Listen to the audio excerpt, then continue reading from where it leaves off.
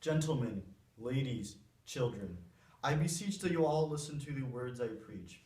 Before I begin my great narrative, it is absolutely imperative that everybody fully understands exactly what these men from different lands do have in common with one another. And yes, indeed, we, we too share with our brothers. All of the men that I will soon speak of were rich, famous, and well loved. They failed to appreciate what they had and thought throughout their lives they would be glad. They soon experienced a fall from grace. Know this, fate puts people in their place. Let the life stories of these men become warnings to all of you folks, old and young. At any given moment, our lives can take a turn for the worst. Who among us can say, what the Lord giveth, he won't take away? Give thanks to God for everything you own. And furthermore, brothers, let it be known that those possessed by greed, who just want more, always lose everything they own. I implore that you all will start to be more grateful, jealousy kills, and try to be more faithful. In New York City, there was once a man who thought he had devised a foolproof plan to become the richest soul in New York with the help of a wild, ignorant dork.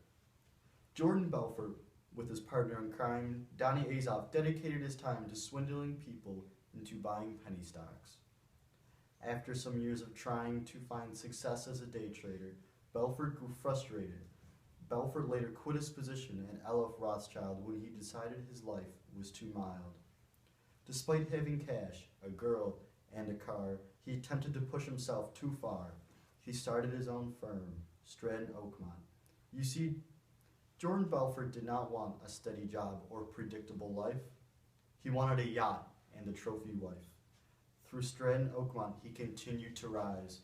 Belfort soon met his ultimate demise. Belfort was so obsessed with money, he tried to cheat his taxes. It's funny how somebody who would do anything and would screw anyone to be king will rot in jail for the rest of his nights. Alas, such is cruel fate and such is life. One day, Belfort was the Wolf of Wall Street. Now he has the taste of defeat.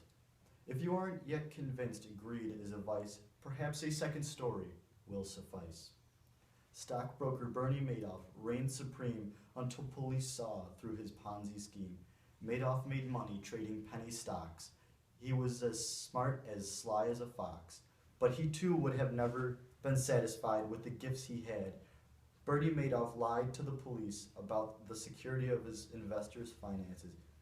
You see, Madoff was greedy. He tried to cheat fate. In 1960, Madoff would create Investment Securities, LLC. 48 years later, he pled guilty to 11 different felony crimes and was sentenced to jail multiple times over the course of Madoff's long career. He could have said, enough, please stop here. Madoff had over 40 years to stop, but he was fixed on reaching the top.